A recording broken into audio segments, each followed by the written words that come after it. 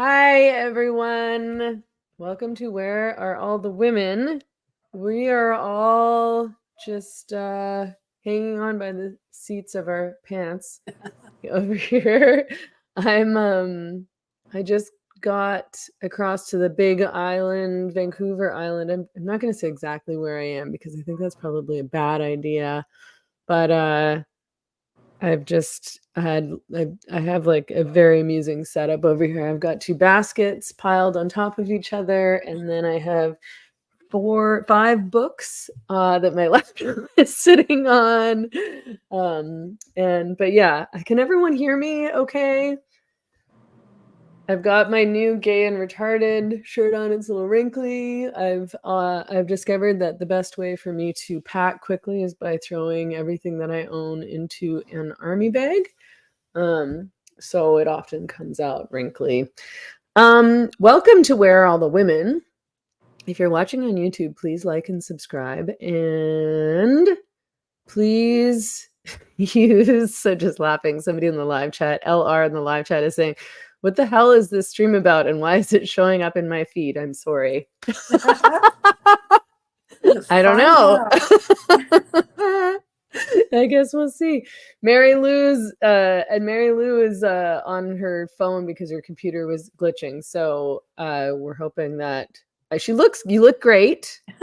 Thanks. You can see my very cluttered office. That's this is the back end of my practice where we do all of the scheduling and stuff. So normally you have more important things to think about than tidiness, I think. Oh, totally.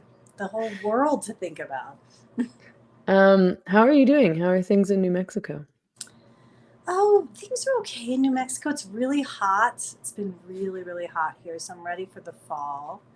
And our governor gave a speech last night at the DNC, and that reignited my deep and seething contempt for the governor. So I'm just today been trying to be happy and forget about COVID and forget about how Democratic rule under the Democrat Party has destroyed healthcare in my state, and trying to just not keep getting distracted by how much I hate the governor. But next week I'm going to Florida, where I love the governor, so that will be exciting. Are people in New Mexico talking about monkeypox? I feel like they keep trying to make monkeypox happening and it's not happening, but they keep trying. And like, nobody is scared of monkeypox. This is not a real thing. Like, it's like, I don't know if you're a fan of Mean Girls, but like, stop trying to make fetch happen. That's how I feel about monkeypox. Right. We've gotten some educational materials about how we're not supposed to say monkeypox because that is racist. We are supposed to say mpox. Well, first of all, I think that they're trying to turn it into mpox so that it sounds less silly, because monkeypox sounds silly and like people are not going to take monkeypox seriously. But also, who is it racist against? Well, and this is the very tricky thing, because I guess in the minds of people wanting to rebrand it as mpox so as not to be racist, when racists hear the word monkey, they think of African American people or African people. And because monkeypox is coming out of Africa, in an effort to thwart the racists' ability to be racist around the word monkey, now we're supposed to say mpox. I don't think that anybody thinks. Sorry, go ahead. The M stands for monkey. Like, it's still, they didn't rename it some other scientific term for the virus. Like, the M still stands for monkey, but we are supposed to say mpox and write mpox in all of our correspondence about this illness. So the idea around monkeypox supposedly being racist and therefore they supposedly have to change it to mpox, which I don't buy that narrative, but let's pretend that it's legitimate. It's that they're letting racists like get away with saying a racist thing, and they're worried that the racists are going to enjoy that too much. Like, the racists are going to have way too much fun being able to say monkeypox all the time, because when they say monkey, they actually are referring to Black people. Right. Like they're or they're making the races more racist, or like we're not supposed to say monkey at all anymore. I would have never ever gone there in my mind to even think Me either.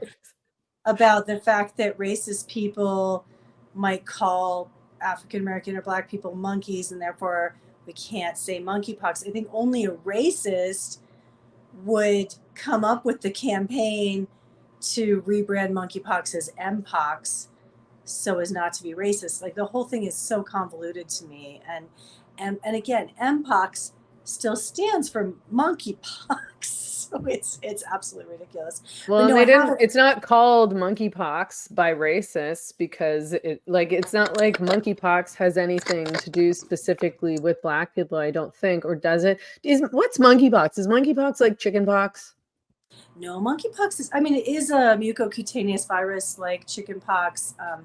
I don't know what family of viruses it's in. I should do a little more research on that. But it is a virus spread almost exclusively through sexual activity that causes really horrific sores on the skin and the mucous membranes and fever, and sometimes can progress to encephalitis and severe illness and death, but usually is not life threatening. Though they say this current strain of monkeypox that is in Africa right now is more deadly than it used to be. I've read different public health critical voices saying, well, monkeypox was not very deadly, so even if it's 3 times more deadly, it's still not very deadly. You know, if you're talking 1 in 1,000 people get a severe life-threatening case now, it would be 3 out of 1,000. But there's a terror campaign brewing around monkeypox. I don't know if it will take off because it always gets, we always have to get into the weeds of who's getting monkeypox, and it is almost exclusively men who have sex with men. So it is spread through male to male sexual contact almost all of the time. And that's like a sacred caste in Western civilization right now. And nobody wants to, the people who told us we couldn't visit our grandparents and we had to lock children down and wanted us to hug through plastic are afraid to tell men who have sex with men that they shouldn't have orgies while monkeypox is in town. Why is it spread mostly via gay men who are having gay sex? That is just the primary transmission is through sexual contact, and it's mostly in the gay male community that it's being spread. I think that in England, 98% of the cases of the recent epidemic that's happening, the recent pocket of it showing up, were in men who have sex with men.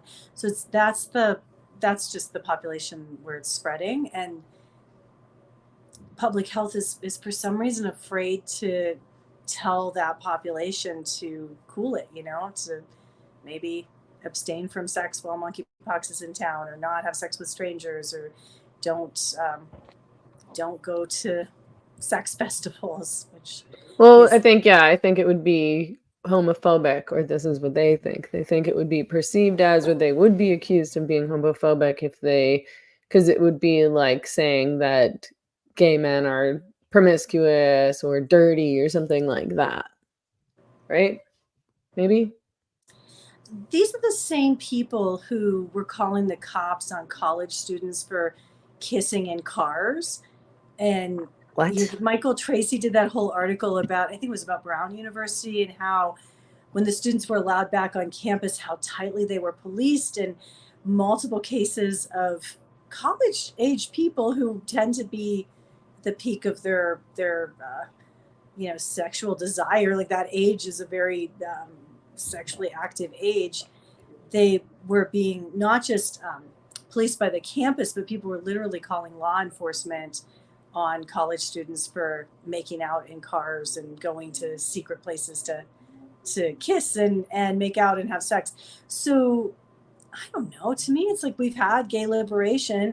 We could be upfront about gay male behavior, and in order to protect that population, people should be, not to be punny, but should be straight with them, right? Like they should be upfront with them about how this is spread, and there should be public health campaign saying, calm down on the behavior. But you're right, people consider that homophobic to treat this population the same way every other population is treated during epidemics, which is to tell Well, I people to mean, stop engaging in these behaviors.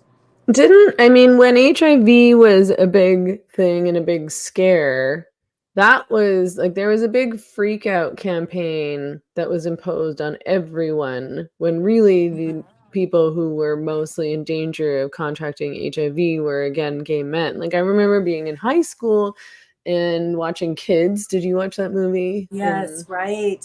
Oh, I That forgot about Kids. horror movie. Chloe Sevigny, That right? Yeah, that was crazy. That was terrifying. They showed us that movie, I think, in grade 8, What? and I know it was traumatic to watch that movie. I was totally traumatized by that movie. I was not anywhere near sexually active in grade 8. I was a bit of a late bloomer. I didn't have sex until after high school, in fact. And most of the girls I knew, I don't think any of the girls I knew were having sex. I Grade was 8 is pretty 13 in grade young. 8. I Yeah. think And so if they people showed are us this movie and we were just I was like we were terrified. I was terrified of getting HIV, and that terror of getting HIV lasted me well through my, early 20s. Mhm. And eventually I was like, "Oh, this isn't a thing that really impacts heterosexual people very much." But yeah, it was sort of like that movie and the fear campaigner. I mean, it's good. I guess it's good to be afraid of HIV. It's better than not being afraid of HIV, but we didn't really understand. I just every time I had sex, I thought maybe I had HIV, even if I'd used a condom. Exactly. Every time I had a sore throat, I thought I had AIDS when I when was I was so in scared. college. And that AIDS was 100% fatal back then. Yeah. There was no treatment that was effective for it. Everyone who got it died of. Everyone who got HIV for that time period died of AIDS. We didn't have good medication for it. Now it's can be managed like a long-term chronic illness, but it's still not curable. But back then it was terrifying, and they did have this public PR campaign that convinced all of us that you were equally susceptible to AIDS no matter what kind of sex you were having. But it's Yeah. actually really difficult to contract HIV through what gets called vanilla heterosexual intercourse. Um, it is mostly spread by anal intercourse and mostly spreading in the gay male community. It's nobody People will in the talk about these comments things because you're are considered a bigot if you just discuss it. Yeah, discuss reality. I guess this isn't a new thing that reality is bigotry. People in the comments seem shocked that they Reality showed is us Kids bigotry. in grade 8 and are asking what kind of teacher would show us that. I think we watched it. It was in like drama class or something like that. Maybe it was part of our sex ed. I think our sex ed classes intercepted with our drama or theater classes or something like, or our film studies classes or something like that. And we watched Kids and yeah, and we were all terrified. But yeah, I guess like that would have been 1993 or something. Is I that when thought it Kids came out came a out? little after that. I thought it was like 95 because I saw it in the theaters on a date with Phil, my now husband, and I still get nauseous remembering how terrible Oh, that it was movie 1995. was. Okay, so it wouldn't have been Yeah. grade 8. It would have been for me. That would have been maybe it was grade 9 or 10 even. Needless to say, we So were gross. traumatized. Yeah. Well, when I was in grade 8, they showed us that movie, the day after, about nuclear war, and I still don't remember terrified that. of that. I think that's a common age to just try to do that scared straight kind of education Yeah, they tried to with scare us kids. into vegetarianism in grade 8. I remember we had an environmental studies course. Again, maybe it was grade 9 or something like that, grade 8 or somewhere in the early high school years or mid high school years or something like that. And my environmental studies teacher showed us these like horror movies about factory farming, to try to like that were put out to try to basically scare people into becoming vegetarian. And I think it worked on a lot of girls my age. It didn't really work on me. But I mean, I found it horrifying to watch, but I didn't literally become a vegetarian. But I think that's pretty bad, because I feel like at that age, that's when like girls start getting their periods, and that's sort of when you're really I was always iron deficient when I was younger. Every time I would get my period, I would black out and stuff like that. I would be really, really sick because I wasn't eating enough red meat, and I probably wasn't getting enough protein. So yeah, fear mongering girls into becoming vegetarian, another apparently unethical practice of the Canadian school system. Right. So back to mpox. I don't think they can lock the world down for it, but I have no idea what they are capable of. We'll see how it gains steam. What I noticed last time was there was a lot of buzz and press around monkeypox, and then suddenly kids started getting it and people's dogs started getting it, and then there was no more talk about monkeypox. Nobody wanted to talk about it anymore, which I find interesting. When was this? That was 2 years ago. It was right when COVID was winding down, and monkeypox was gaining. There was a monkeypox epidemic, and do you ever look at that woman on Twitter, calls herself Epi Ellie? She's an epidemiologist. She was a terrible COVIDian. She was posting things like how to have a safer orgy. And she was the same woman who insisted children should never go to school again because they spread germs to the community, and we should mask toddlers, and no one should shake hands for the rest of humanity. These were ideas that she had promoted in the past. And she was trying to remember they were trying to get us to elbow bump each other as a new social practice. Oh God, that was so COVID, lame. we weren't supposed to. I've forgotten about that. So lame, and people doing it. She was a fan of that, Epi Ellie. And then during the monkeypox outbreaks, when that was starting, she had a completely different approach, which was, have fun at your orgy, guys, but try to be safe and don't have sex with more than 10 people, and try to inspect each other's genitals first to make sure. Don't go to school, don't travel, don't leave your house, mask up, but also have fun at your orgy. Just be careful. Gross. I'd have a safer orgy. I think that, sorry, there's a bit of a delay on your video, I think. Oh, shoot. So I feel like I keep talking over you, but it's because I think it's delayed or something. Anyway, okay, well, yeah. I mean, I don't think that they're going to be able to make monkeypox a thing. I feel like they are trying to freak people out and nobody gives a shit, and monkeypox sounds silly, so it's not going to work. There's a ton of interesting stuff that happened this week, and one of those things was this feminizing of Imam Khalif campaign, which I find very ironic. I tweeted the video, I think late last week, and they'd put a ton of filters on him, they put a bunch of makeup on him, they made him look very feminine, and they even made him punch in this very like cutesy, kind of sexy, like flirtatious way, which I find it all very funny, first of all, because if they wanted to prove that he was a woman, again, they could do so very easily by just demonstrating a sex test. I was listening to the Megyn Kelly show recently, and she did an interview with a guy about this whole controversy, and she and her interviewee both pointed out that, her interviewee pointed out that you do this test and you either get M or F. You know this, I know this. I recently talked about this on my podcast with Linda Blade. But like the only thing that matters in the whole point is whether or not the individual went through puberty as a male and therefore got the benefits of testosterone and what testosterone does to the body when you go through puberty. That's the whole point. If you have XY chromosomes, that happens. If you have XY chromosomes, that doesn't happen.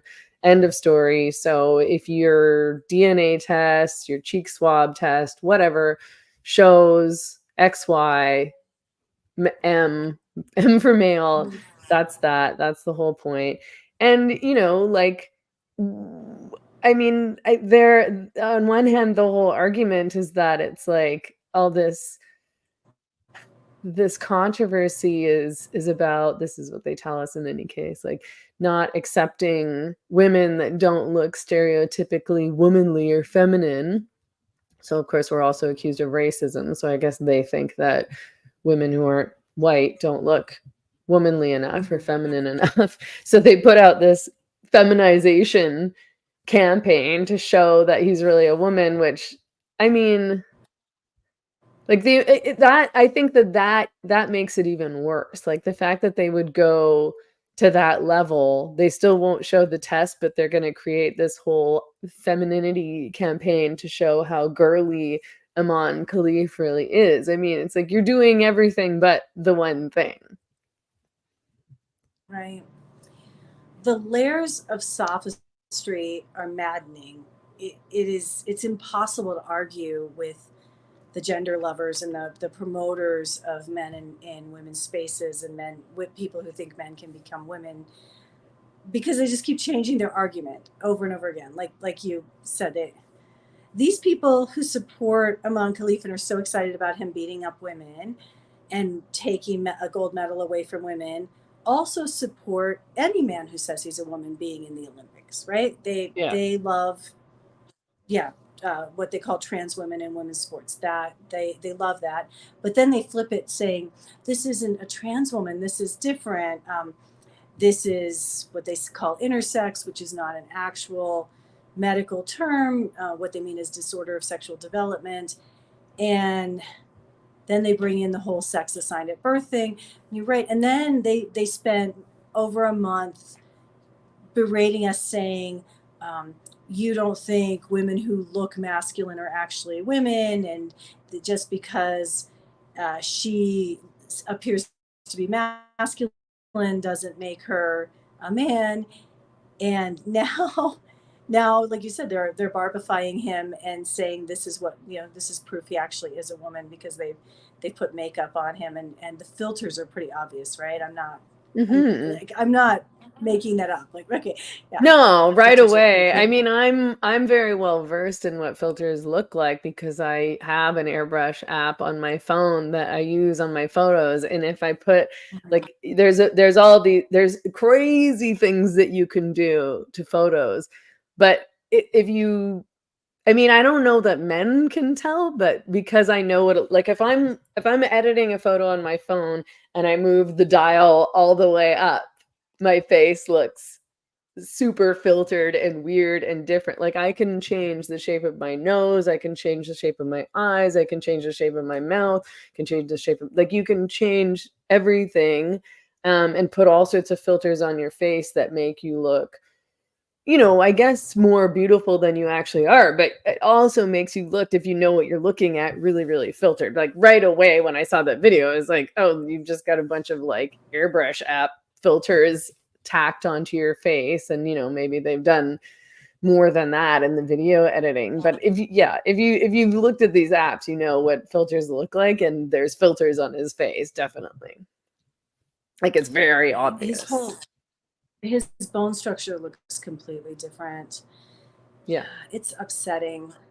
I wonder how long we're going to be subjected to this Aman Khalif thing, and where the lawsuit against J.K. Rowling and Elon Musk will go, and whether or not he will ever submit to a cheek swab to determine to show the world what his biological sex is. Well, yeah, and I just don't know where, I don't even know where he's gonna go with all this. Because like where will he take his career? I mean obviously he's won gold at the Olympics, so that's a lot. Maybe he'll be rewarded in certain ways in Algeria, but I think obviously with different sporting bodies and different boxing associations, it's just not going to fly. Like I don't think this is going to Oh, actually. Sorry. no, sorry, I interrupted. I predict that he'll ride the gravy train for a while. I think he will most likely win multiple international Woman of the Year awards. It wouldn't even surprise me in the clown world we live in if he got a Nobel Prize. Yeah, I mean, I suppose I'm always like, I feel like you're right about all sorts of things that I'm like, that'll never happen. And I'm like, that's crazy. And then I'm like, oh, she was right. So, yeah, I mean, he's obviously benefiting from this because he wouldn't bother otherwise. And beyond just the narcissism Mhm. of winning, I mean, I'm sure Right. obviously you get money when you win gold at the Olympics. But yeah, he must be going somewhere with it. He'll get all sorts of endorsements. We're going to see his face on all kinds of womanly things. He will probably get to walk down multiple runways in high fashion. I think he's going to be really celebrated. I think they're going to continue to metaphorically pummel women with him now that we've had to watch him literally pummel women on the global stage in the Olympics. I don't think they're done with him, and I don't think he's done making money off his grift. Right. And yeah, I mean, I think that if this complaint that he filed in the French courts or whatever it is proceeds and that does become a lawsuit, where he's tried to accuse Elon Musk and JK Rowling and whoever else of online harassment or online hate. I mean, it would actually be a good thing if it did happen because you would think that he would be forced to provide a test to prove that what they were saying wasn't true, right? If the lawsuit took place in the United States, that would be the case. But my understanding is a lot of European nations, the um, the burden of proof is on the accused, not on the person bringing the suit.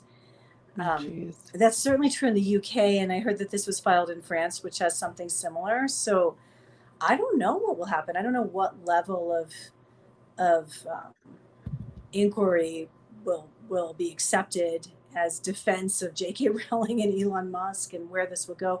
What I do know is both Rowling and Musk have a lot of money to throw at this, and I don't think they'll. I doubt they'll settle. I think they're both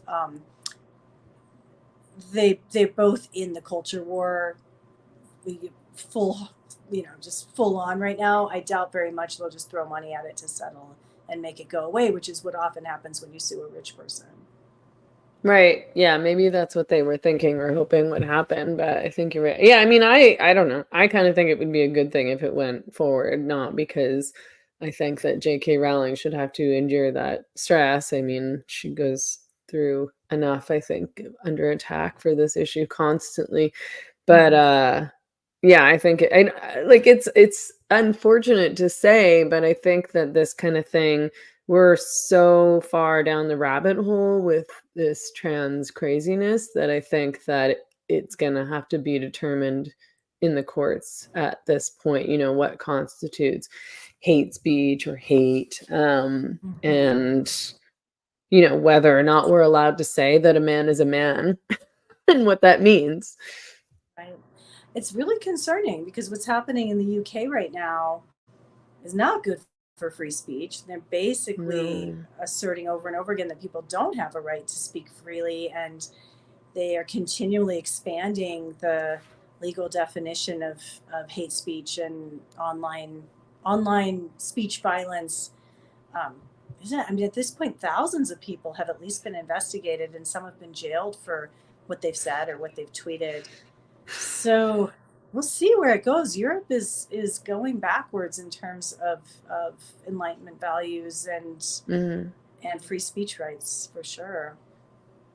Yeah, definitely. And I mean, and not just in Europe, like Brazil, X's offices just closed in Brazil. They were forced to essentially because, their employees were about to get jailed. The totalitarianism and crackdown on free speech is brutal, way worse than what's happening in Canada even, and I think even worse than what's happening in the UK, definitely what's worse than what's happening in the US. And it's interesting. I just talked to Michael Schellenberger about it this week. I haven't put the podcast out yet, and he was there. And they are trying to criminalize him in Brazil for his work with X and over there and for calling out what's going on essentially. But like what's happening over there is very similar to what's happening in Canada and in the UK and in the US with these attempts to shut down platforms that tell the truth about those in power. In the US it's the Democrats, in Canada it's the Liberal Party, and the leftists are all going along with it. The leftists and much of the media and many of the journalists over there, just like they are in Canada and just like they are in the US in terms of progressive media, mainstream media, Democrat aligned media. They think that hate speech is so dangerous that it needs to be stopped, and they think that they're the ones to determine what hate speech is. I agree. And I'm continually shocked at how many people seem to agree with this, who seem to welcome censorship on the part of the government and the corporations and the people in power. Last night at the Democratic convention, Hillary Clinton talked about freedom from misinformation, how we have to protect freedom from mis and disinformation, which essentially means we're going to be kept free from information the government doesn't want us to have by making us less free in terms of our ability to express ourselves. The dismantling of the Bill of Rights that the Democrats are proposing is really concerning, and so many people support it. They are just marching lockstep into totalitarianism, and I just don't understand why anyone thinks this is a good idea. Well, I mean,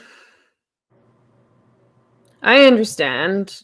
I think it's wrong, but I understand why they think it's a good idea. They think it's a good idea because, when I was a leftist, I thought that the people who didn't see things my way just didn't get it. And if I explained it to them, they would get it, or that they were stupid, or that they were evil.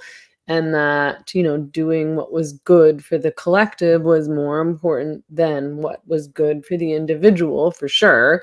I read words that were individualist, terms that were individualist, or talked about individual rights or property rights or anything like that. I read that as kind of, greed, pro-capitalism, neoliberalism, so on and so forth. And I thought, the good of the many was more valuable than what was good for the individual or the good of the few. And I just didn't know what the harms of that kind of thinking were. I mean, it's again, like, it's always weird, because I did start to understand that, first of all, as I kind of expanded my horizons and started to learn about what really happens under communism and how bad it is.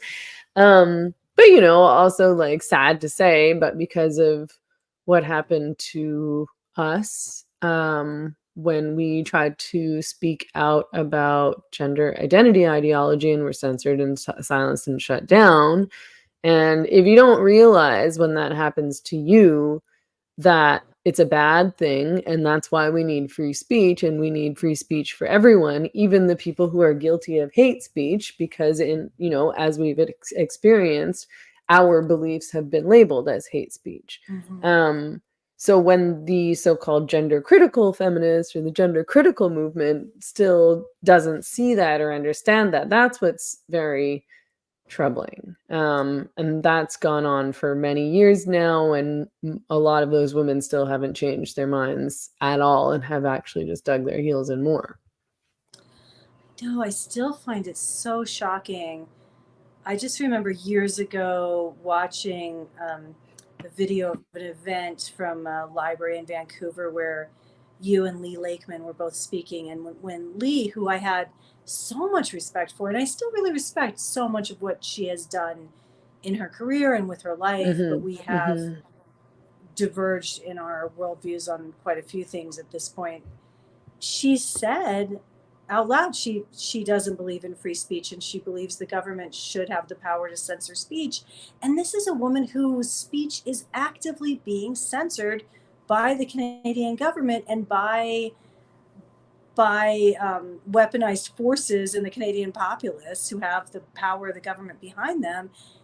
And she doesn't see the irony there. I think that there's a lot of women in America and in Canada and in the UK who came from the left, like we did, and who are feminists, like we are. I don't really like to identify with any ists anymore. Right. Who still think that they can win over the left, and they still think that they still obviously see the right as a grave danger. And that, like if they could just meet with the NDP and they could just convince them and they could change their minds. And, like we tried that. Like I tried to contact my MP, my NDP MP in my riding many, many years ago. Lots of women that I know have also tried to contact their NDP MPs. We've sent letters, like we've made lots of good rational arguments. They don't care. Like, it's not about understanding. It's about careerism. Like, that's the thing. It's like these people are careerists. They're politicians, they're careerists. Maybe there's a few things that they genuinely care about here and there, but the reason that they're not speaking out about gender identity, ideology, and the impact on women and kids isn't because they all, I mean, some of them may well, but I don't think that it's because they all genuinely believe that men should be allowed to access women's change rooms or that it's great to transition kids. I think that it's that they don't care. I think that it's that they care more about themselves and their status and their power and their jobs and their money than they do about speaking out against something that will get them canceled. So, like there's nowhere to go with those kinds of people. They're not going to take your side if it's going to hurt them. Obviously, they've demonstrated that over and over again. Right. And it hasn't worked. We've been trying it for 10 years. And since I've been paying attention, 10 years of actively women organizing in North America, trying to get the left to budge on this and take on more gender critical views, let alone just dismantle the whole misogynist concept of gender identity. It's not working. Yeah, there's that piece. There's partisanship, just that blind partisanship where it's like you're dealing with religious zealots that these are their people, this is their belief system. They cannot conceptualize not being quote unquote of the left, right? They keep saying, we are the left. Well, the left abandons them and actively persecutes them over and over and over again. If you're in that left-right paradigm, the left is not treating them well on any front.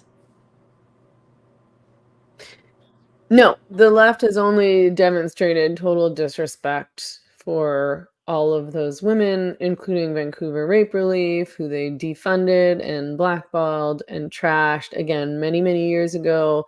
They were abandoned by all the unions. They were abandoned by the labor movement that they still claim to be a part of. And by the NDP, of course. And even people like, Stuart Parker, who I also interviewed recently, and that podcast went up this week. He was like the leftiest of leftist guys. Do you know Stuart Parker? I don't know him. He's just like a big long time BC leftist. So he headed up the BC Greens, who were uber left for many, many years. And he, worked for the NDP for many, many years. He headed up the BC Eco Socialists. He's just been active on the left, since he was a teenager. And he was canceled on account of the gender identity ideology thing because he defended women who were getting attacked. He defended this local activist, like an anti-poverty activist, Judy Grave, who'd been working with the poor and the addicted and the homeless on the downtown east side for many, many, many years. And she was getting attacked because she was defending J.K. Rowling. And these fucking leftists were canceling her. That just this like old, sweet woman who'd handed over her entire life to be an activist, essentially to, volunteer most of her time. She was not doing this for the money, to help the most downtrodden in Vancouver. And she stood up for J.K. Rowling, and they all went after her. They're just heartless. They're hateful, evil, heartless, cruel, thoughtless, short-sighted people. Stuart Parker stood up for Judy Graves and was canceled, and then since has become extremely outspoken on this issue. But, he essentially he first got into it by being like, I don't think you should cancel Judy Graves for sticking up for J.K. Rowling. Actually, she's making a good point. And then he started standing up for some other women, and he was just mercilessly trashed and destroyed by these evil, disgusting people. Like I have nothing good to say about those people. They've been horrific to so many people in Vancouver. So many people who have, donated their entire life to left-wing movements and activism, people who were their friends, people who they worked with for years and years and years, and just behaved disgustingly towards these like Sean Orr characters. And I just, needless to say, he's working with the BC Conservatives now. And he doesn't see it as selling out at all because he's like, things changed. The left is not what the left was 20 or 30 years ago.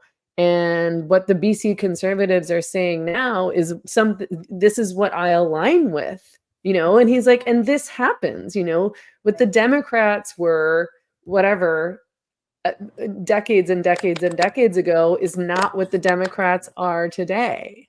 Right. The Republicans were the abolitionist party and the Democrats were the pro-slavery party for a long time. Right. And, there are other shifts that have happened as well.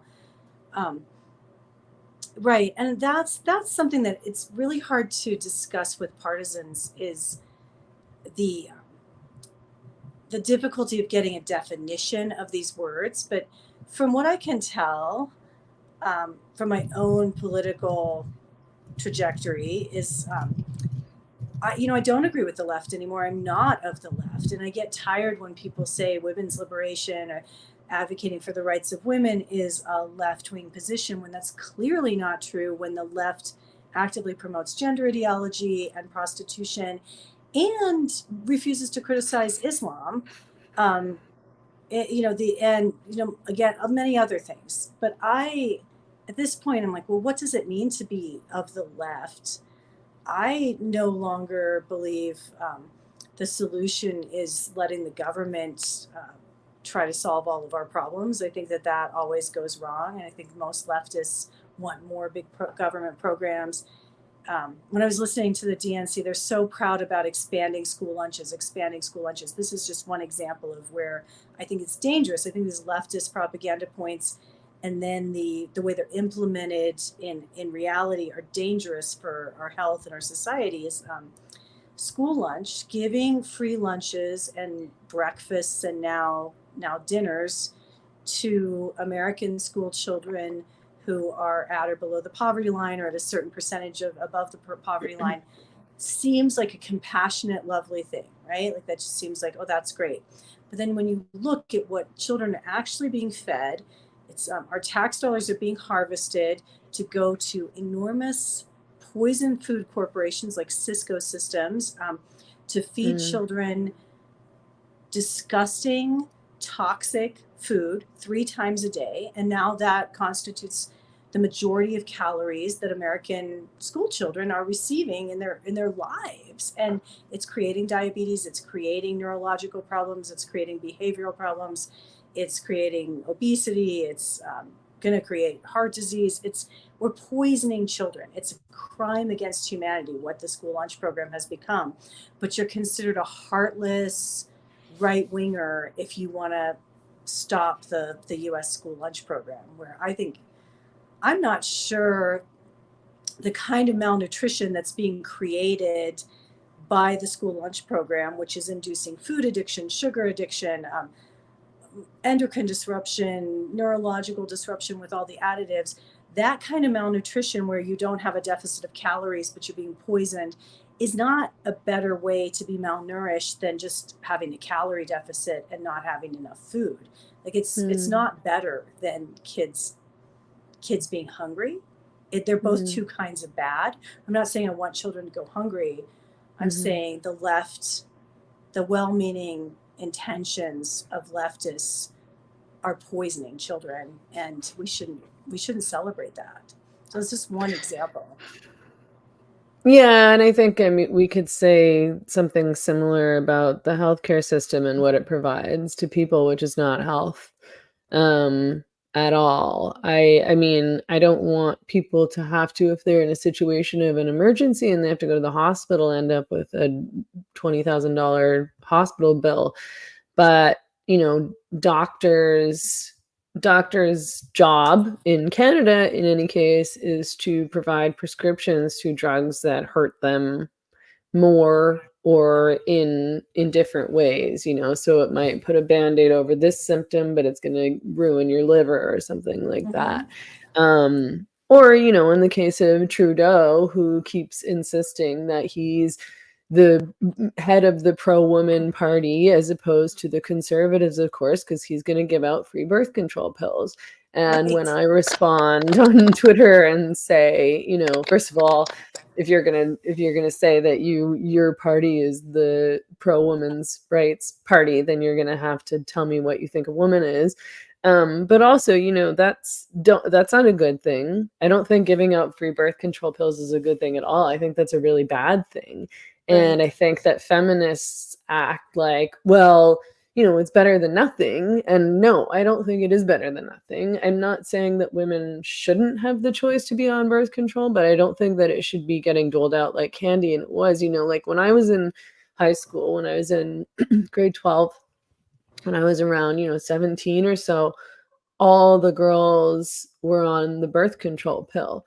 And we would go to the free clinic in Kitsilano, the Pine Free Clinic. That was where all the girls went to, including myself, you know, once I started having sex, to get STD tests and to get free birth control pills. And nobody told us anything about what the birth control pill was or how it worked, or offered us any other options. Nobody explained to us, you know, how ovulation worked. I mean, we also could get free condoms there, and, you know, fear mongering around STDs also, which, you know, is probably a good thing if you're being promiscuous, which many of us were. Yeah, I think condoms are a great idea, and they require male responsibility as well, rather than men like Justin Trudeau just expecting all of us to temporarily, hopefully, sterilize ourselves so men can ejaculate in us without consequence.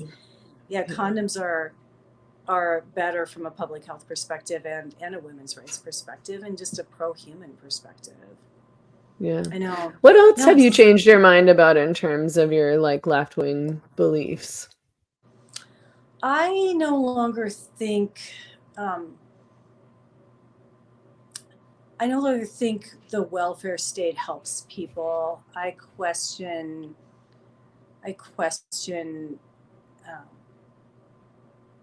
like all programs that promote dependence on the government. And I think that we should promote personal responsibility more than people thinking the government should pay for their college and pay for their health care and give them food stamps and give them money every month. I think that I would agree with many conservatives that it has created a permanent underclass of people who rely on the government for all of their basic needs. And I don't think that's good for society. I think it's good for the pro-government forces in the government. I think it's good for the Democratic Party, who are the champions of those programs that keep people perpetually impoverished with these little handouts, who are going to keep voting for the Democrats. But I don't think it's been good for people. I think that we need paths out of poverty. I think those programs should be temporary. I mean, honestly, like, I think most taxation is theft. Like, I think we need to really look at our history and understand that in the United States, we didn't have federal income tax until 1913.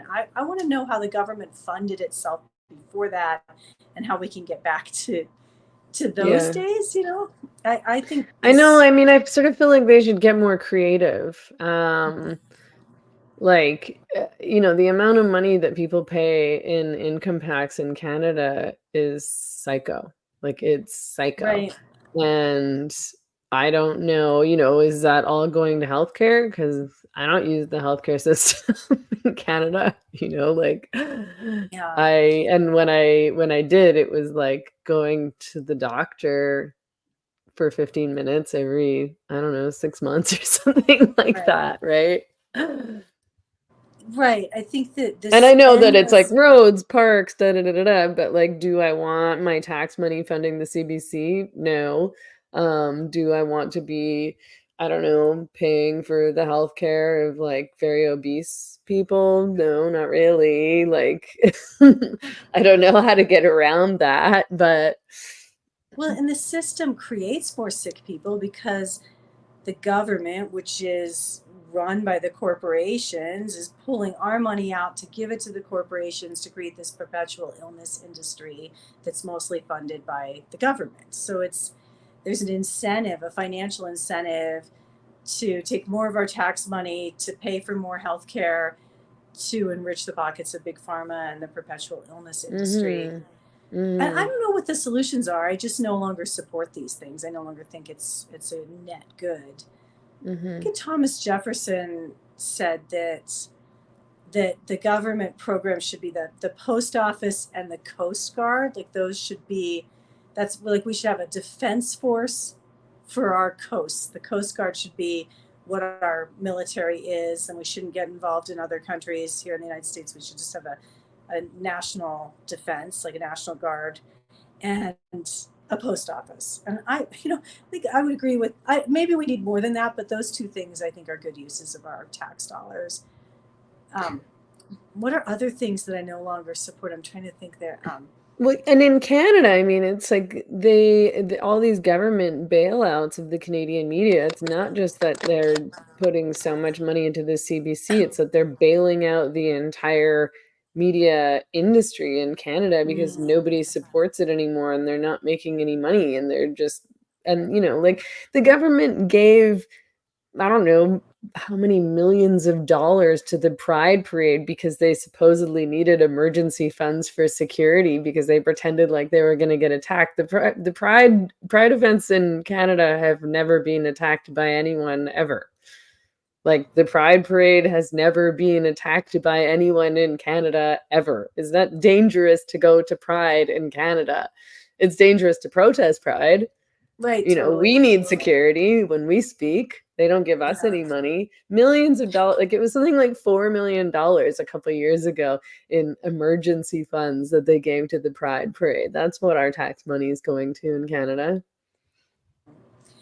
I remember in the 90s when I was really mad about Newt Gingrich and the conservatives here in the United States wanting to really make the government smaller, which now I'm into. I'm really into making the government smaller now. But then I was horrified by it, and I was really propagandized by a lot of of media and my schooling.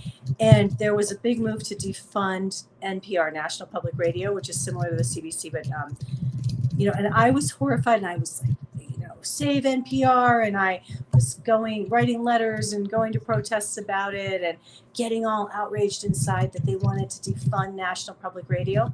Now I think National Public Radio is the most disgusting propaganda machine that should be not just defunded, but I think the people responsible for some of the programming should be charged with treason and tried for treason.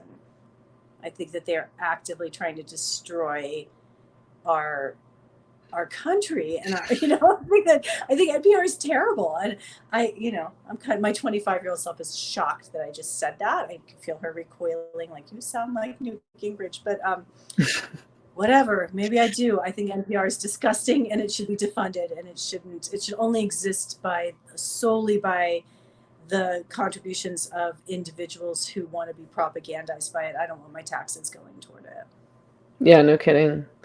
The people in the chat are asking if we're going to talk about the GC letter. If you're watching on YouTube, please like and subscribe to support the channel, and so that you hopefully get notifications when we go live. And if you do have questions or comments, please use the live chat. If you have questions that you want us to see and answer, please use the super chat. So did you... this ties into what we were talking about earlier in terms of all these left-wing feminists being very, very much still attached to the left and insisting that they are of the left and wanting nothing to do with the so-called far right. Did you read the letter? I did read the letter, and then I went to one of my favorite sites on Facebook to get outraged by, which is the actual gender critical left site, to see what they were saying about it. Your favorite hate reading? Yes. Or self-torture, I guess, maybe. And by some sort of sick narcissism, I'm like, are they talking about me? Are they talking about me and Megan again? But they're not. They're usually not talking about me. They often are talking about you, though. So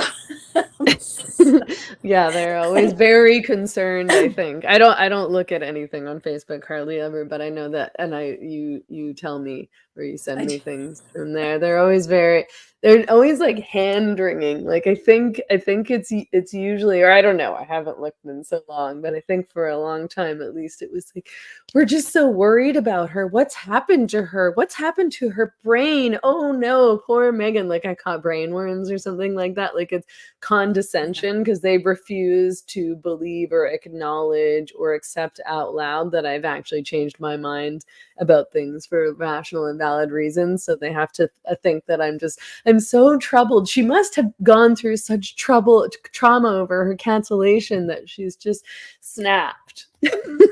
Well, I mean, that is a few compassionate souls on there. Most of them think that you're raking in millions of dollars from your friends Joe Rogan and Peter Thiel. And Right. So you sold out all the checks that Joe Rogan and Peter Thiel are sending me. And and the fleet of bodyguards and the space to have your events in Canada, like all of that. I know. You'd think I'd be doing better.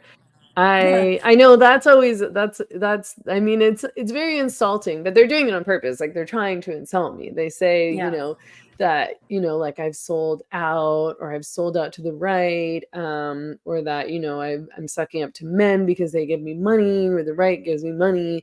And I made more money when I was regurgitating the same takes over and over and over again at Feminist Current than I do now, just so everyone's clear on that.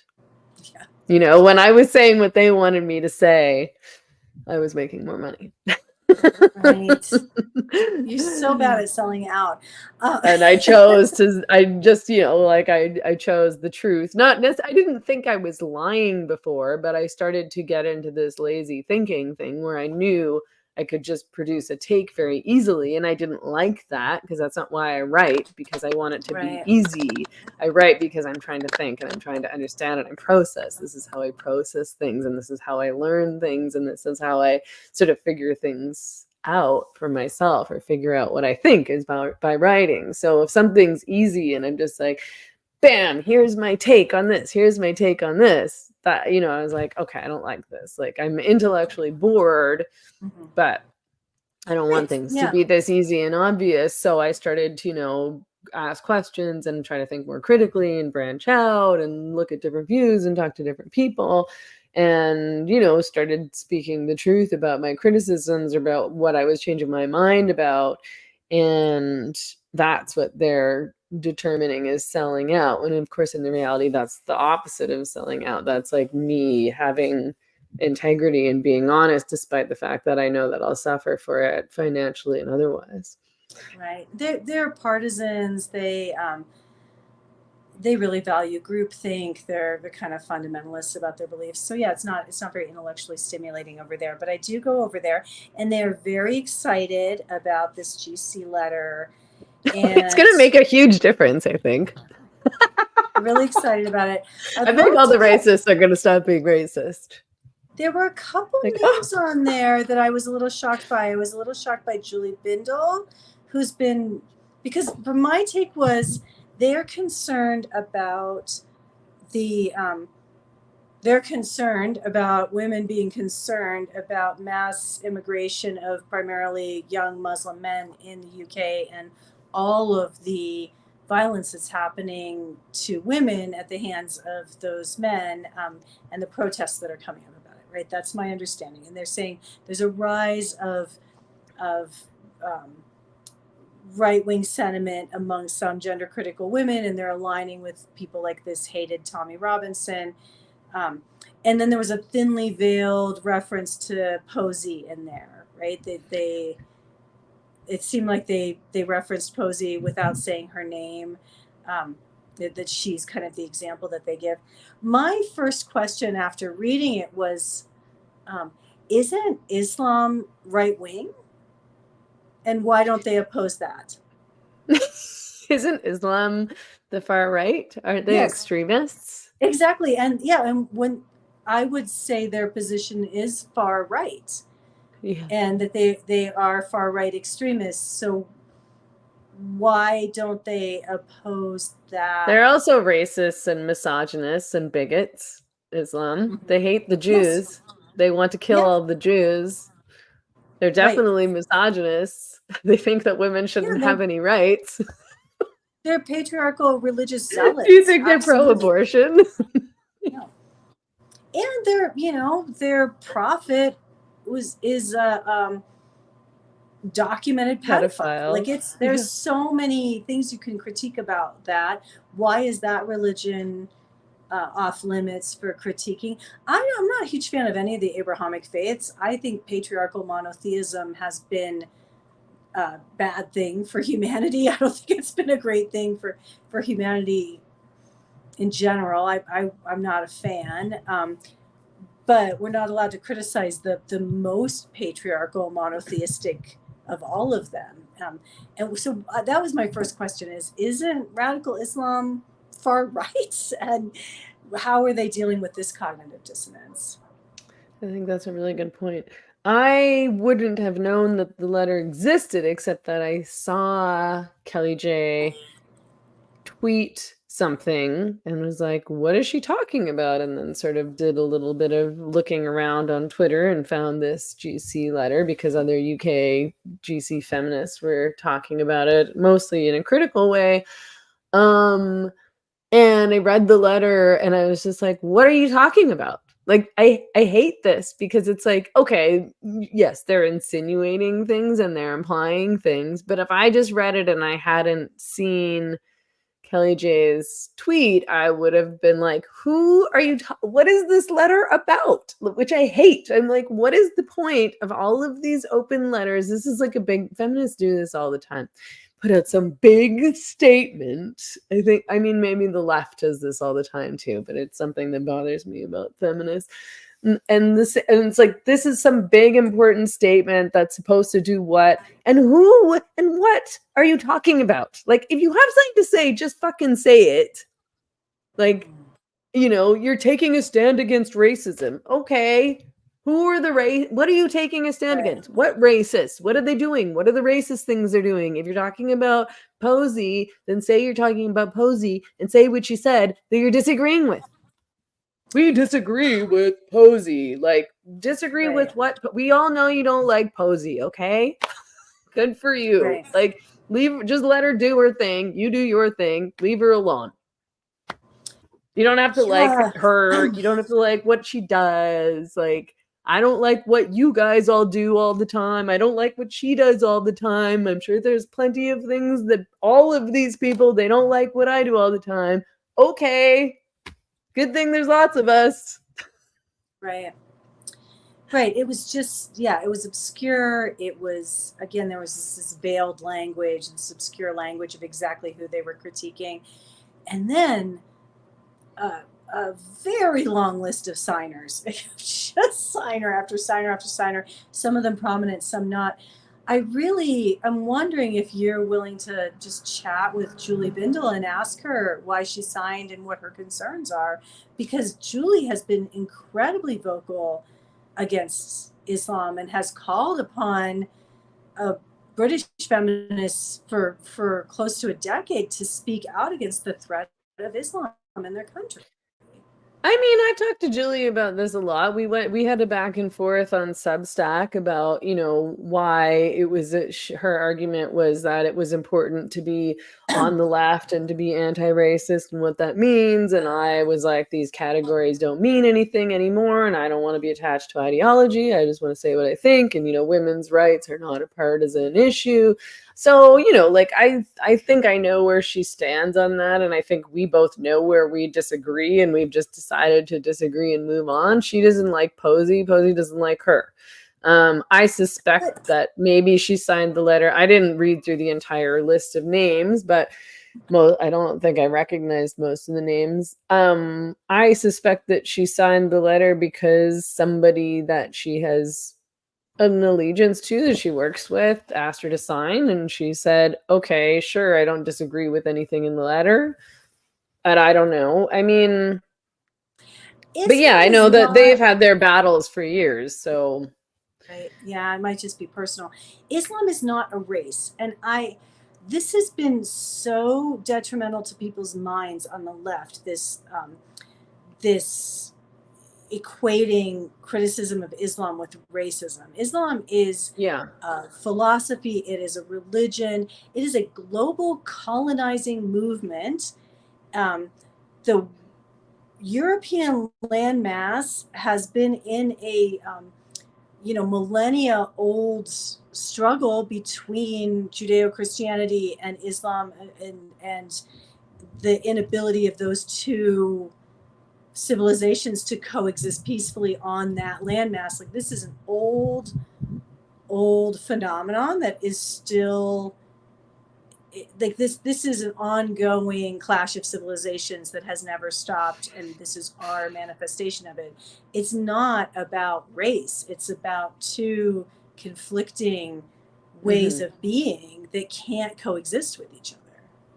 Yeah, it's not about race, it's about religion, and Islam wants the entire world to convert to Islam, and they would like to, if left to their own devices, rid the earth of anybody who does not convert. Mm-hmm. And people will say the same was true of the Catholic Church and the Spanish Inquisitors and the Romans who co-opted Christianity and wiped out the indigenous faiths and peoples of, force converted the peoples of Europe. And yeah, that's all true. And Christianity has gone through multiple reformations, and as far as I know, is not forcibly under penalty of murder trying to convert people actively in the world. Or trying to kill people who leave the religion and speak out against the religion. Exactly. So, and that this iteration of the GC movement, these people who signed this letter, are very critical of Christianity and the, religious right. So I don't know why it's not acceptable to be critical of Islam and the impact of mass immigration when that immigration is coming from Islamic countries and is mostly young men who are the misogynists and the extremists and the sometimes terrorists. Right. It's primarily young fighting age men. Again, historically, when scores of fighting age men from another culture are pouring over your border, that is an invasion. Your country is being invaded. Your demographics are about to shift. You are undergoing a change in your civilization and in who is going to be dominant. And it's okay to talk about that. It should not be forbidden to discuss that. But like Douglas Murray talks about in his book, The Strange Death of Europe, people are just politely allowing themselves to be extinguished as a culture and a civilization. Yeah, well, and I think, like I haven't really known very much about this, and I've just begun to try to look into it recently, but I think that one of the things that Tucker Carlson, for example, has been criticized over by the left and feminists is that he talks about, is it called replacement theory? Is that what they Yeah. call it? Yeah. Yeah. But, like that's like a real thing. Like it's, the UN, this is actually a quote that I took from the UN. The United Nations projections indicate that over the next 50 years, the populations of virtually all countries of Europe, as well as Japan, will face population decline and population aging.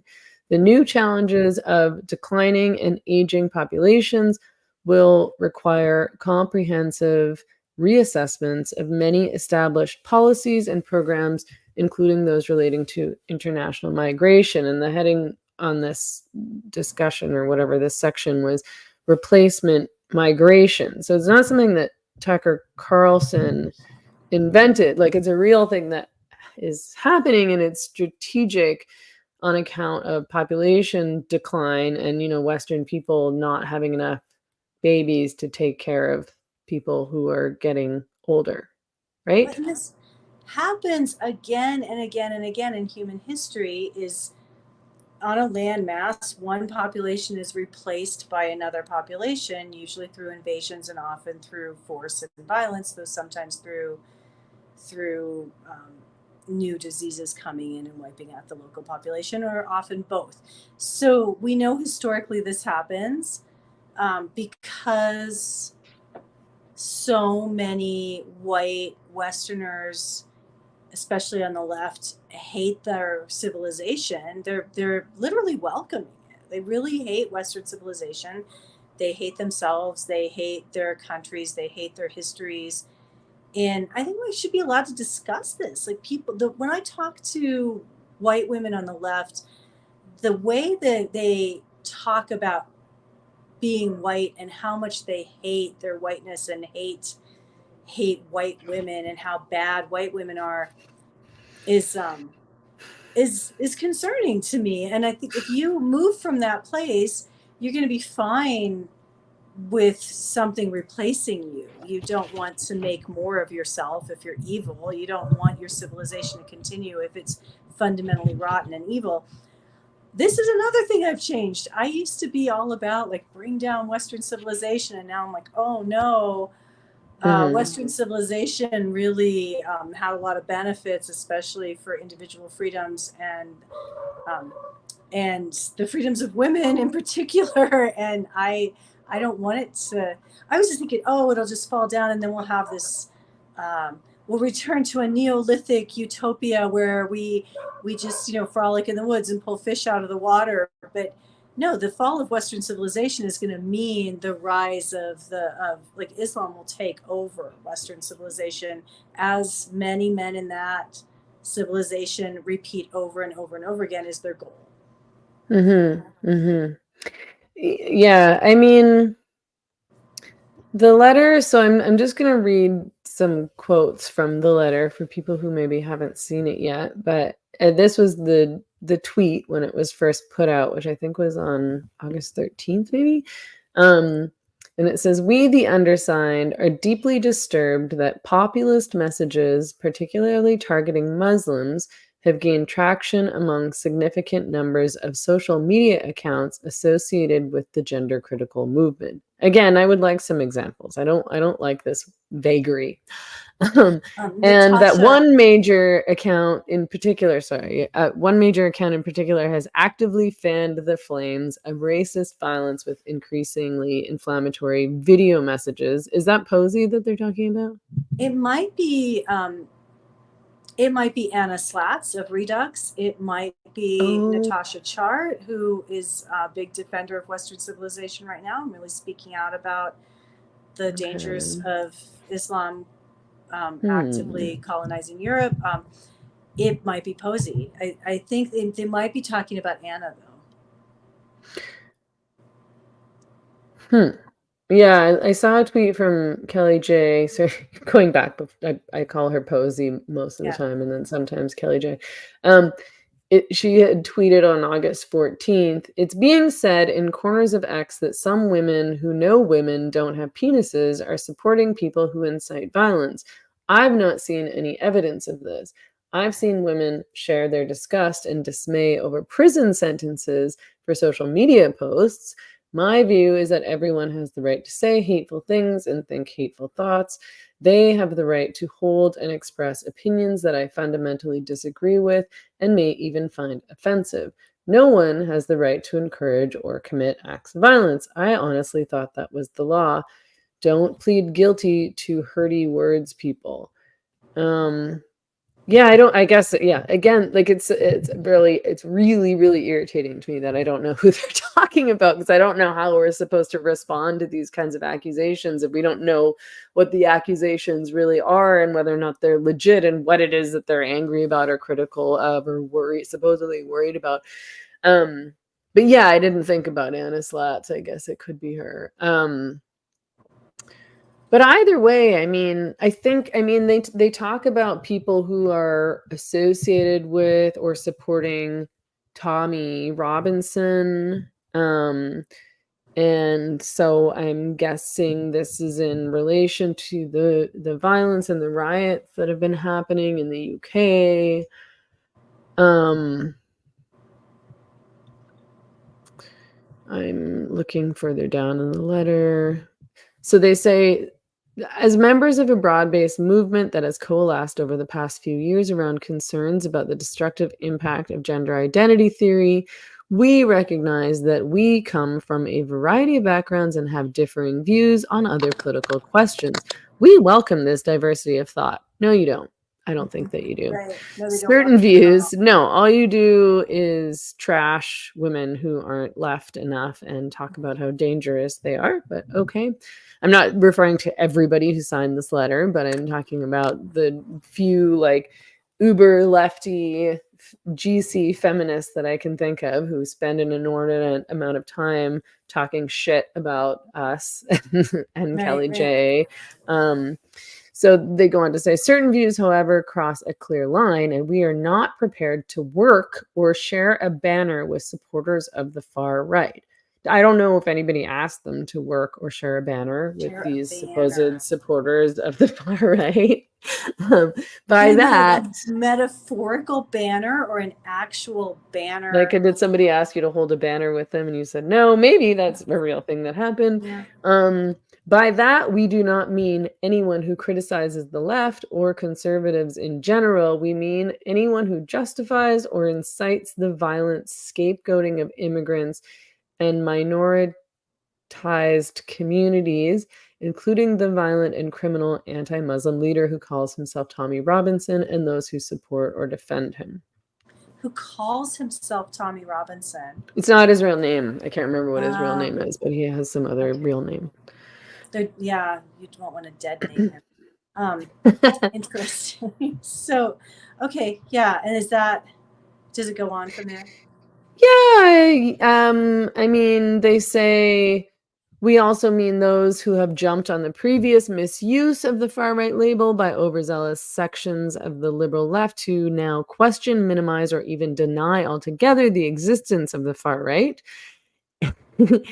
And the grave and very real threat it poses to the safety and well-being of communities across the UK. I mean, I don't think they're talking about me, but I could include me in that because I don't know what the far right is.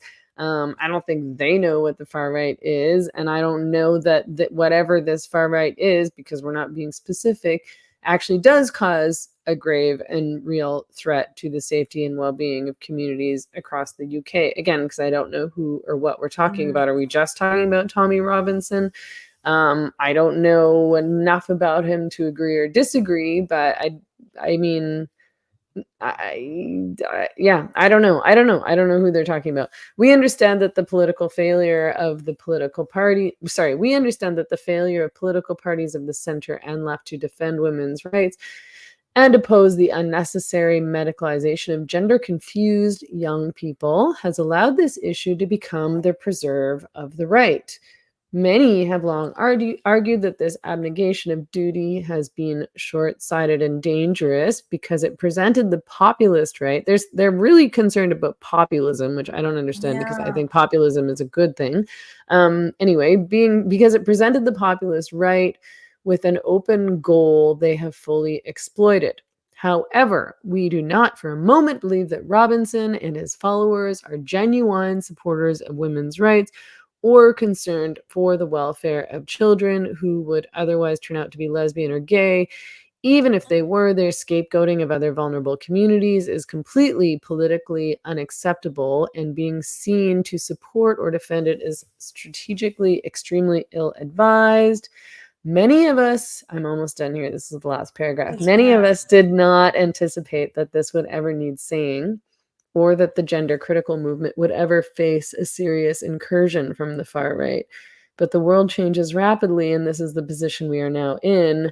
We are not prepared to accept the hard work done by so many being co-opted and endangered by people inciting and defending race riots. Not only will it make it much harder for us to get the hearing we desperately need from the new government, but we are ethically compelled to have no truck with any form of racism. Interesting.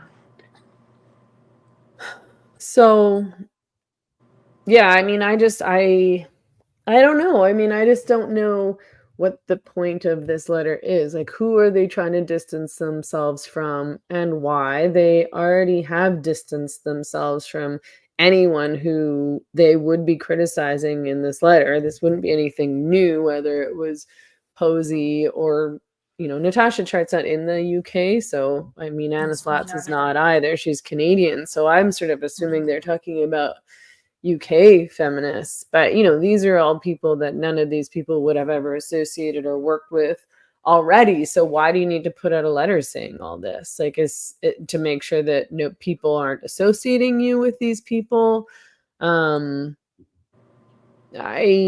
I don't know. I don't like it. Like, I don't like this behavior of saying, like, they're not with us, I'm not with them. Like, I don't feel like I do that to them. I don't feel like I do that to the left-wing feminists. I can say, well, that's not what I think. That's not what I stand for. And I believe this. But I'm not saying I'm not going to stand next to you because you don't believe in free speech. And of course, I've stood next to lots of feminists who don't believe in free speech or who I think who have like bad political views. And I don't think that it's racist to criticize mass immigration or Islam anyway, No, and I don't think anyone's encouraging violence against immigrants, or and if there is, then show it to me and I'll decide if I want to criticize it or not, I guess. Well, they've been having a big issue with male immigrants killing women. It's women and girls. It's happening again and again and again in the UK. Ayaan Hirsi Ali talks about how it's happening in Europe, in particular in Germany. I think the latest episode of Trigonometry is mass immigration harming women. We need to be able to discuss this. Like, this is not a far right position. This is a women's rights position. Well, that's a much bigger danger, I think, than whatever this far right threat is in the UK. A much, much bigger danger to women and to people living in the UK in a variety of communities is the threat of mass immigration from Islamist countries. Like, that's a really, really big, really, really serious threat is Islamic extremists coming into the UK. That multiple times in Europe, Islamic migrants have raped women and girls and have been found not guilty by the courts because they said they didn't know it was a crime. Again, Ayaan Hirsi Ali talks about that these men come from a philosophy and from countries where you can do whatever you want to women who aren't your women, and they're actually used, like, we're considered racist if we say that out loud, that they believe it's fine to rape women who aren't veiled or women who are not Muslim or women who are is like are infidels.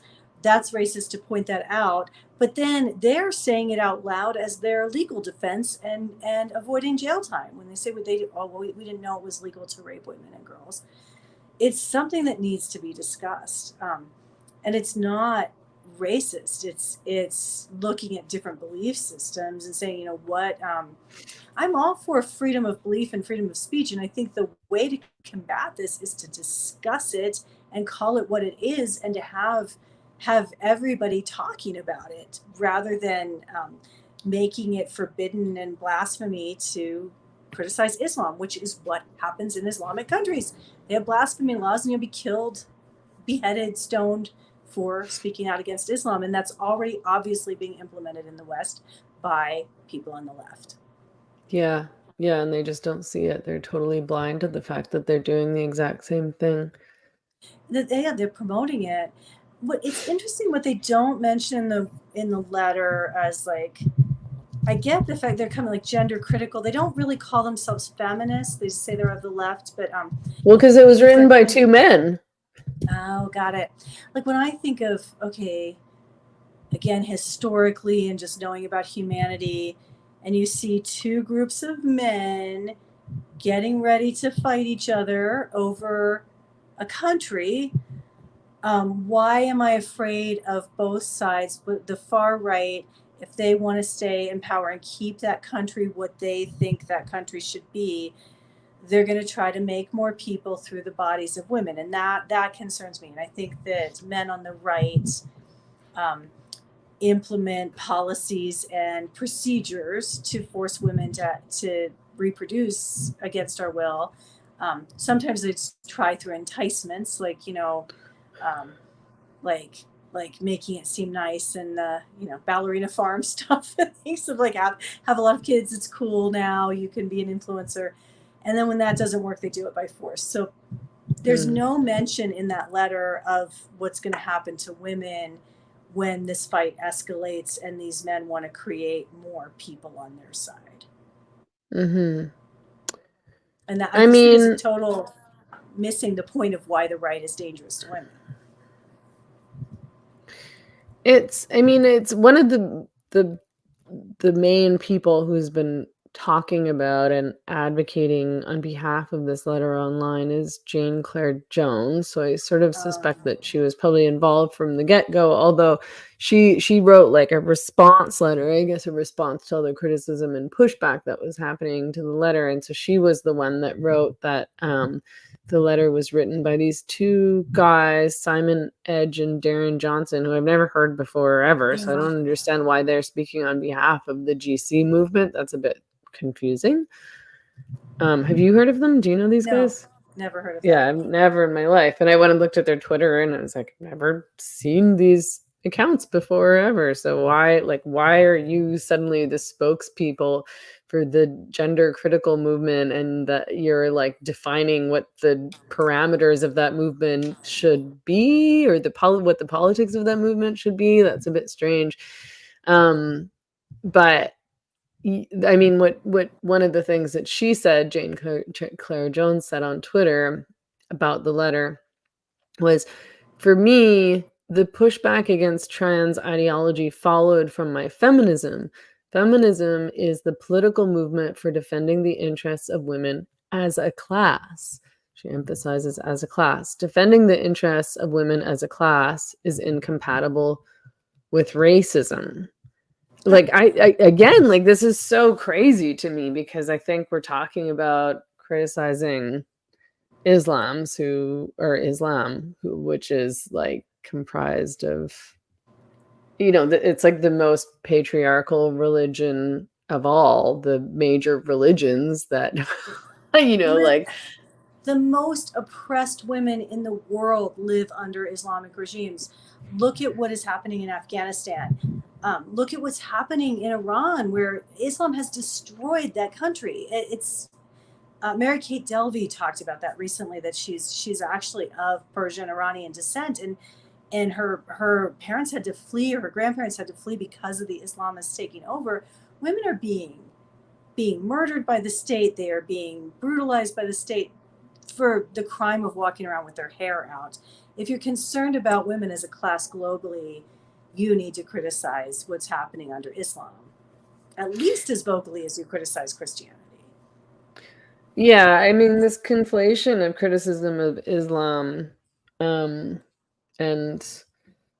the Muslim religion with racism, I think, is not sound. I think it's manipulative. She wrote in her response letter, one of the most important reasons, sorry, I should read the prior sentence. I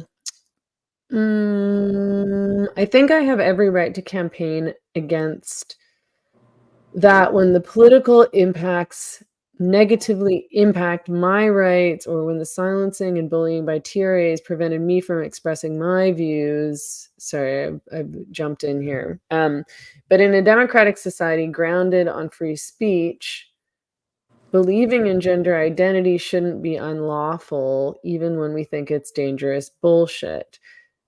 She's defending women's right to have free speech around the gender identity debate. So she goes on to say, as long as our right to say we think it is dangerous. Sorry, she's not a very good writer. No, I shouldn't say that. I'm like, every time I read something from her, I'm like, I don't know what you're talking about. This is super convoluted.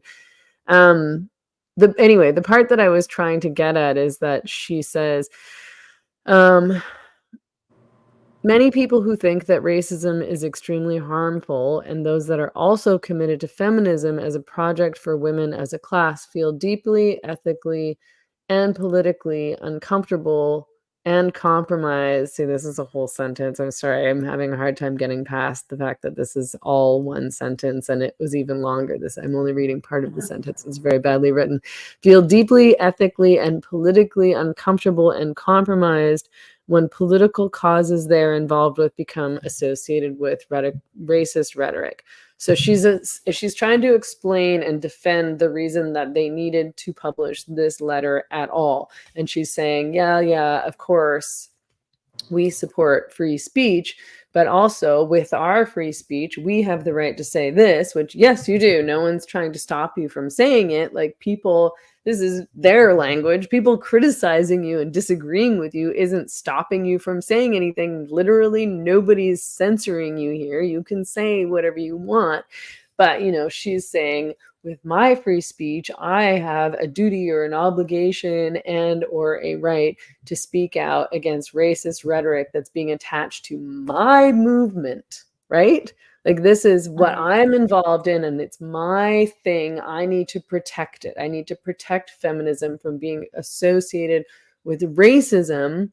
And racism, in this case, presumably, again, give me a fucking example of the racist thing that was said. Please just give me an example or a link or something. There's none. So we're all left guessing that there is some virulent racism happening out there in the GC movement. But really, what I think it is just like anti-Islam criticisms of the Muslim religion, criticisms of mass immigration. Right. And mass immigration of primarily adolescent and young adult males, which is across all races, the most violent demographic of any human population. Like, you're letting the most violent people in our species pour across the border. It's destabilizing our country. It's bankrupting our country. It's not racist to discuss that, whether you're in the United States or you're in the UK or you're in Ireland or you're in Sweden or you're in Germany. And then we're not allowed to discuss, like, why is this happening all across the West? who's promoting this? Who benefits from this? Is there a globalist agenda to get rid of nation states, to completely destabilize the West and destroy Western civilization? What is happening here? It's not wrong to ask, like, what's going on when something confusing is happening. Well, no, and I'm tired of people speaking out against racism and not like so that they can look good or look virtuous when they don't say what the racism is. Like, I'm here to stand against those racists over there. Like, Right. I know I'm being repetitive now, but it's like, who and what? Like, this is a similar frustration that I have with criticisms of the right or the far right, or with demanding that feminists be a part of the left. I'm like, what are you demanding specifically? If you say feminism needs to be left wing, what does that mean? Oh, we need to be anti-racist. What does that mean? Yeah, exactly. Like, offer me some specific, I don't know, policy positions, I suppose. Yeah, it's a crazy time. I mean, the whole world is so unstable right now, and this kind of rhetoric is preventing anyone from actually having a discussion with people of varying belief systems about what the hell is going on and what should be done about it. I mean, I'm anti-Islam. I think that it's Yeah. bad. So I No, I don't mean, know. and that's something that has not changed. I remember being like, a young woman being raised, in very strict Catholicism and being unhappy about that. And I just, from the time I was, in my late teens, I've joked about if I could get my hands on a time machine, I'd go back and kill Abraham, because I can't stand patriarchal monotheism, and the Abrahamic faiths have been a nightmare to this world, in my opinion.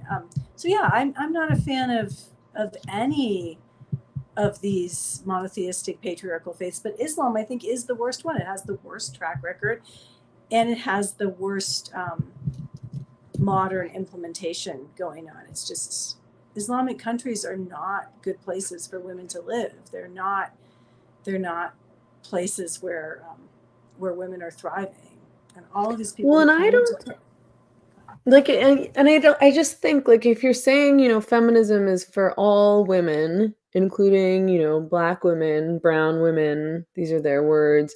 It is like, Jane Clare Jones is saying, feminism is about protecting women as a class, women as a whole, all women. So we can't accept racism in feminism because then we're not protecting racialized women, essentially.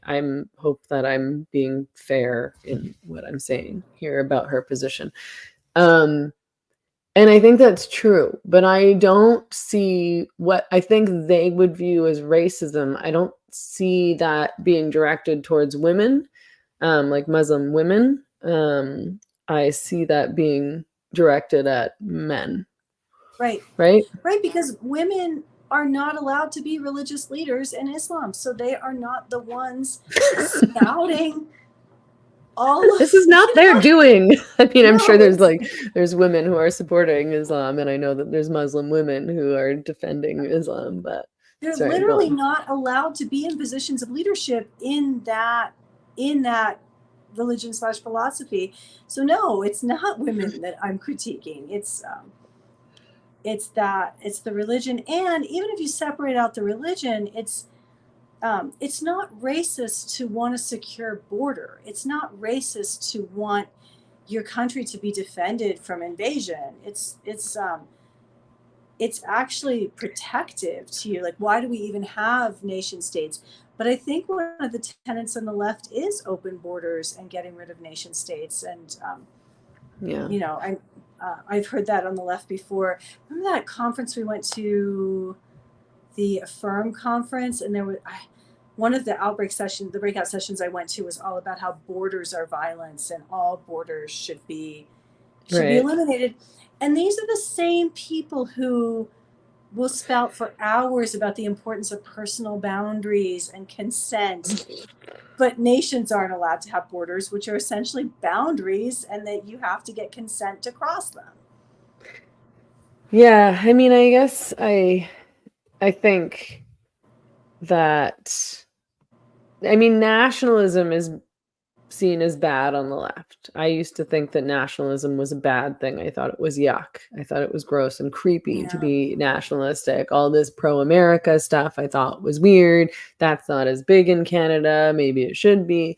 But, this is another thing that I've changed my mind about, is that, nationalism is a really good thing. You should care about your country, and you should care about protecting your country, especially if you've been lucky enough to end up in as good a country as America or, Canada. I mean, I hate Canada politically, but it's a beautiful country and it's a very wealthy country. And the level to which people in Canada hate Canada, considering that they're in a very privileged and lucky position, is weird and dangerous. Like, what would you like it to be? Like, what should it be? Like, what's the other country that you're looking towards that Canada should be like? What would be better? And if you didn't have borders, what would Canada look like? And what would America look like if there were no borders? I mean, it would be insane. It would be an insane, chaotic mess, and it would no longer be America. Like, it would no longer, what's great about America would no longer be if there were open borders. It just wouldn't be possible to maintain that. Right. We'll see how this plays as things heat up in Ireland and Scotland, two places, Ireland in particular, that has been fighting off an invasion for 800 years, right? That does not have, it's not plagued by old imperial guilt the way the descendants of the British Empire are, are like they, there's this like, we feel guilty, decolonization. Like I wonder, I think we're gonna see something different happen there, similar to what we see in Eastern Europe, where they're keeping the migrants out. Like Hungary is not taking migrants, Poland is not taking in migrants. Like those places have a strong sense of who they are as a country, and they're not just letting anyone pour across the border, and they're being pretty law and order about it. It seems to be like Western imperial guilt that's driving a lot of this on the left. Mm-hmm. The same people who celebrated October 7th as this is what decolonization looks like would celebrate the same thing happening in their own countries on some level. I think so. So it is. I've been following it on Twitter somewhat of what's happening in Ireland, and people are popping off, and that, there's just barely 2 decades out of a really intense civil war. I think that I think the country's, the world's really unstable, and I think men are going to start fighting about this issue on a bigger level. Well, do we have anything else we want to say about the GC letter? I don't think I do. No, but I do want to say, to follow up on what I just said, that means you and I should get to Ireland before, World War III breaks out. So yes.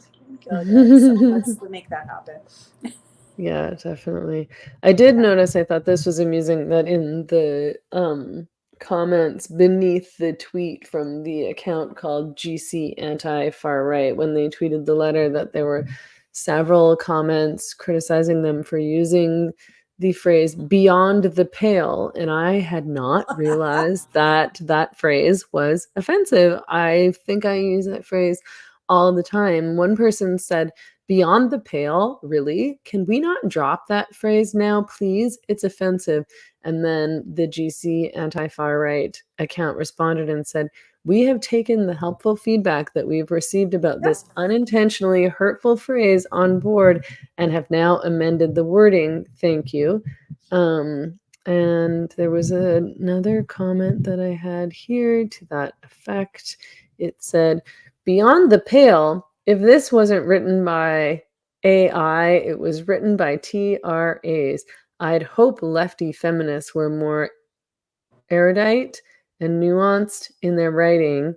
And then the GC Anti-Far Right account responded and said the same thing They just have their stock response. We have taken the helpful feedback we've received about this unintentionally hurtful phrase on board and have now amended the wording. Like they just sound like they're playing the woke game. Yeah, Like why have we not learned our lesson about playing the woke game? You ignore those kinds of comments. What's offensive about beyond the pale? What does beyond the pale mean besides what we all use it to mean? I've heard multiple explanations of the etymology of that phrase, and I don't know which one is true. I've heard that it as a reference to the ghetto system set up by the Nazis to, before the concentration camps where the Jews were concentrated, and that the space around the ghetto was called the Pale, and that you weren't allowed to go beyond the Pale. I've also heard that it came out of Siberia, and that it had something to do with boundaries, and you couldn't pass the Pale. I'm going to look it up and see exactly where it comes from. I'm Googling it, and according to Quora, the phrase beyond the pale originates from the old French word pale, which means a stake or a fence. That sounds racist to me. In English, it referred to a boundary or a limit. The term became widely used in the context of the Pale of Settlement in Ireland during the 14th to 17th centuries, which was an area around Dublin where English law and customs were enforced. Anything beyond the Pale referred to areas outside of this jurisdiction, implying they were lawless or uncivilized. I don't think it's offensive.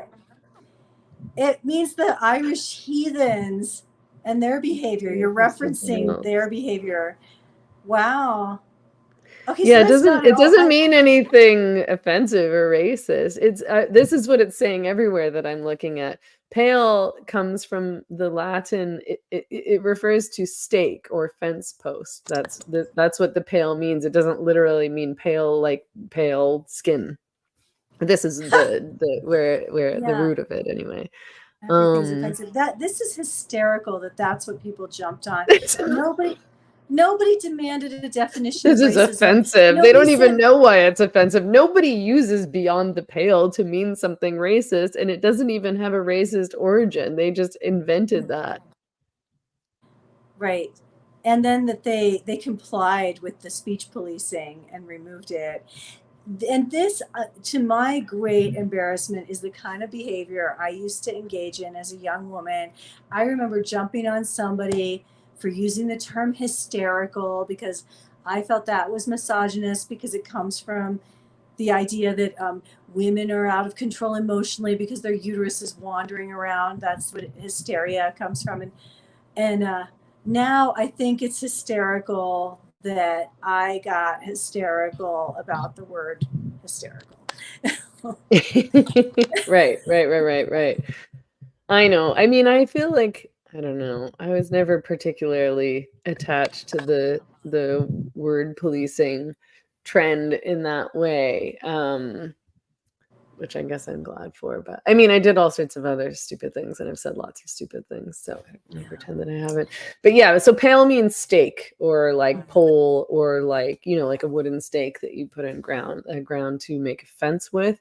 But it's amazing to me that they just caved right away and we're terribly sorry for using this offensive phrase. We've taken it out. They didn't even bother to think about or look at it. And what you should do when people say things like that to you is you should just ignore them or tell them to fuck off, because you know exactly what we meant by that, and it wasn't something racist. Exactly. Oh well. Do you want to talk about postmenopausal women? We're getting almost up to 2 hours, so we should probably need to go. Soon. I think okay.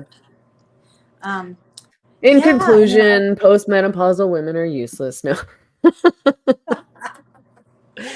I know. I would like to talk about that, but it is a really interesting theory, but then that's a whole big other thing. So maybe we can talk about the point of postmenopausal women another week. But yeah, I'm glad we got to address the GC letter that everyone's talking about. And I don't know. Yeah, I mean, my thing is really just like, let people live, like let other people have different opinions than you, and like criticize those opinions, disagree with those opinions, say mean things to people about their opinions. I think that's all fine. But the whole making a public statement about how we don't hang with them, like we're distant, and it's like, who asked you? Did somebody ask you to work with Posey? No. Yeah. Just don't work with Posey if you don't want to work with Posey. Don't like Anna Slatz if you don't like Anna Slatz. Anna Slatz is doing much more for the fight against gender critical ideology and trans activism than almost anyone, in my opinion, with Redux. So whatever. And also, don't engage in mean girl high school behavior of referencing someone like we all know who we're talking about without actually naming the person. If you're making accusations against someone, name the person. Just say it. Don't do this Harry Potter, like, she who shall not be named, because we don't want people going to her Twitter to see the hateful speech and maybe getting radicalized into thoughts we don't agree with. Well, just it's name not who like you're talking about. Yeah, when it's not like you're not naming somebody because you're worried about getting them in trouble or sharing their personal information or talking about something that's not your place to talk about. Like, I do that all the time. Like, if I'm saying, like, this happened, it's a person and this is their private information, so I'm not going to name them. Like, I don't know. I feel like, I don't know. When I read that letter, I genuinely was like, I don't know who you're talking about. I mean, Posey obviously thinks that it's about her, and other people think it's about her, so maybe it is, but I don't really know. And yeah, I don't see the point in it at all. Like, I don't know what this is supposed to achieve other than saying we're not that, I guess. I think that it's witch hunting behavior. I think that it's threatening to all women who might be that bad woman, right? We're not going to say, we're just going to let you speculate, but maybe it's this bad woman, or maybe it's that bad woman, or maybe it's you. Right. Oh, okay. Somebody in the live chat. Well, they all know who they're talking about. Maybe they assume that we all know. Maybe they assume that it's more obvious than it actually is. Somebody in the live chat says Jane Claire Jones admitted it was about Kelly J. So I don't know. They all just hate her so much, and I mean, I don't know why they have to obsess so much about what Posey's doing. I don't know why they can't just not like her, like what she's doing, and just go on with the work that they want to do. I mean, they are doing, Julie Bindel is working constantly. I would never say that these people aren't doing anything. A lot of these people are doing things and have been really outspoken about this issue. So great, but don't waste your time writing a letter about somebody else and how bad they are and how you're not like them. I don't think this is a good use of time at all. And it's kind of a suck it up to their beloved left. Like, here we're proving that we're not the bad women. We're of the left. We're just gender critical, and here we are. We're attacking women, so you'll like us, so you'll know that we're the good women. Well, and that's like pathetic behavior. Like, it's like, I mean, I've said this about the Canadian lefty feminists many times too. It's like, this is desperate. It's like trying to win back your abusive boyfriend. Like, they treat you like shit. They disrespect you. They don't want anything to do with you. They've rejected you over and over, and you're just clamoring to be with them again, and you keep claiming that you guys are still together, and we're talking, we're trying to work things out. Like, it's just it's sad and pathetic. Like somebody disrespects you, somebody treats you badly, fuck you, move on, forget them. Boundaries are racist. Okay, thanks everyone so much for tuning in. If you haven't already, please like and subscribe. We're here every week on Wednesday at 6 p.m. Pacific. We don't know if Mary Lou is going to be here next week. She might not be.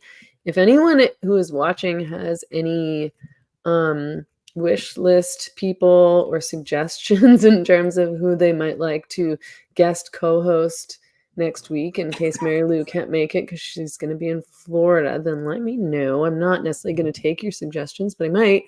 And Mary Lou is on Substack at Mary Lou Singleton, and on Twitter at, I lost my page, ML_Singleton.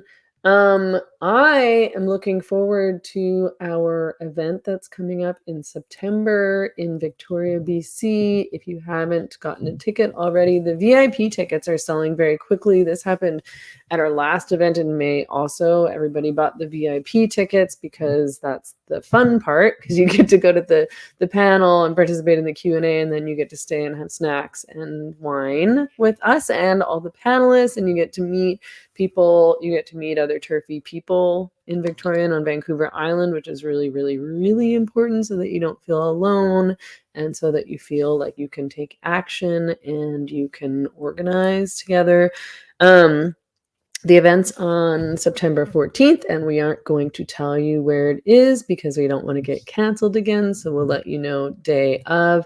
And if you're watching on YouTube, the link is in the show notes. You can get tickets at Ticket Tailor. I have way too many tabs open here. And yeah, we've renamed the event Surgery, Sports, and Speech in Canada, as opposed to Detransing Canada, which is what it was called before, because we added Linda Blade to the panel. So there's going to be a focus on sports. We thought that was important in light of all of the men trying to compete as women in women's sports. And there was something else I was going to say. Oh, there was a question from Patreon that I forgot to address. It'll be really, really quick. Chris from Patreon had asked, she said this was a very important question for the live stream. She says, when did you get another dog and what is their name? I remember I first signed up to Patreon. I can't believe everybody doesn't know about Adelita yet. She's on almost all the live streams. I've started having to keep the dogs out of the room while I'm streaming because Adelita's gotten barky of late. She's developing into quite a guard dog. But she's the cutest little dog on the planet. She has floppy blonde ears and she's so sweet and happy. But yeah, she's a rescue from Mexico. She's from San Pancho Animals, and I got her in January, and she's just to die for. And Emma is still around and kicking, grouchy as ever, but she's healthy. She just saw the vet today, and he said that she's looking good. He would have guessed she was 7, but she's 14. Oh, wow. Great. Yeah, very, very youthful, but like not youthful in attitude, like very crabby and old in attitude.